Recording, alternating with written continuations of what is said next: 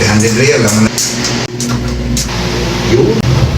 Tara guys, samahan nyo muna kaming pumunta kay Master Kevin Hilot. Alam kong marami na ring familiar sa inyo kay Master Kevin. Lahat kasi ng hinihilot niya ay nilalive niya din. Alas 9 pa naman ng umaga ang bukas nila, kaso nga lang 7 AM pa lang umalis na kami sa bahay. Bali yung kaibigan ko nga palang Bicolanang nag-recommend sa kanya at nagpahilot din siya doon nung nakaraan. Sabi nga niya sa amin ay agahan daw namin ng punta para mauna kami sa pila dahil halos 2 to 3 hours daw nahihilutin. Tumigil nga kami saglit dyan dahil hinahanap ng asawa ko yung exact location. Bali ang location niya nga pala ay North Fairview, sakop pa rin ng Quezon City. Hindi nga namin agad nakita yung pwesto at kailangan pa naming magtanong. Galing na pala kami kanina doon, kaso nga lang ay hindi namin nakita kasi sarado pa. Pag pupunta pala kayo dito guys, ang palatandaan nyo na lang ay may katabi siyang medical clinic. At hayaan, nahanap na rin namin at sarado pa. Alas 8 pa lang ata kasi, kaya maaga pa. Pag nag-inquire naman kasi kayo sa kanya, ibibigay niya naman sa inyo yung complete address. Hindi pala siya tumatanggap ng walk-in guys, kailangan magpa-schedule ka. So hayaan, medyo tirik na rin kasi yung araw kaya pawis na pawis kami. Medyo napaaga nga ang dating namin kaya kailangan pa naming maghintay. May katapat pala siyang nagtitinda ng pandesal guys, kaya isa na rin yan sa gawin yung palatandaan pag napunta kayo dito dahil medyo may kahirapan talaga siyang hanapin. Sabi nga ng asawa ko gusto niya daw ng pandesal kaya bumili muna ako saglit. Ayan siya guys, so may katabi siyang napakataas na, siguro apartment yan. Hindi na rin kami natagalan naghintay kasi nagchat ako kay Master Kevin, sabi ko nandito na kami. Maya-maya nga nag-open na sila at dito nga daw siya natulog kagabi. Ayan siya guys, pagpasok mo dito sa pwesto nila may mababasa kang ganyan. Sa mga gustong magpahilot sa kanya guys, i-mention ko na lang yung page niya. Maya-maya nga inasikaso na rin yung asawa ko. Ipapahilot nga ng asawa ko yung kanyang likod. Halos kagagaling lang niya kasi sa trangkaso at ininda niya talaga yung likod niya pagkatapos niya magkasakit. Pero matagal niya na talagang iniinda yan, dati pa nung unang sama pa namin. Pero dati kasi pasulput-sulput lang, nawawala din agad. Ngayon nga lang talaga niya ininda at kailangan niya na nga daw ipamassage. Bali yung pinili naming package ay may kasama ng bone setting. So ayan, sinimulan na nga rin siyang hilutin. So tara guys, i-share ko na lang sa inyo yung mga ilang video na nakuhanan ko na tumutunog yung mga buto niya. Diyos mio.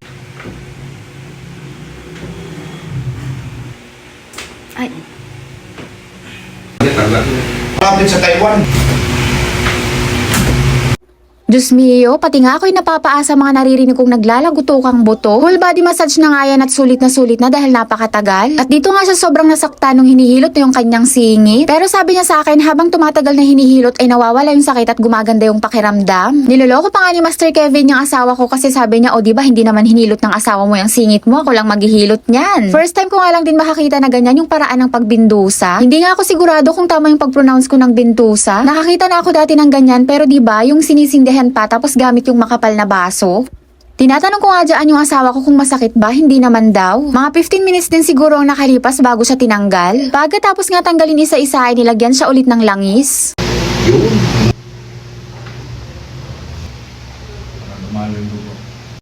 Pagkatapos ko ang magbayad sa assistant niya ay may binigay siyang free na bag, ginagamit sa cold compress or hot compress. So ayan, nagpaalam na nga rin kami kay Master Kevin Hilot at sabi ko isang selfie naman. Maraming salamat po ulit, sana po mapanood nyo ito. Super na-relax nga ang mga kalamnan ng aking asawa. Sulit na din kasi halos 2 oras siyang hinilot. Bago nga kami umalis ay may 3 nakapila na doon. I-mention ko na lang yung page ni Master Kevin Hilot guys para ma-visit nyo na rin yung page niya at mapanood nyo rin yung mga nilalive niyang hinihilot.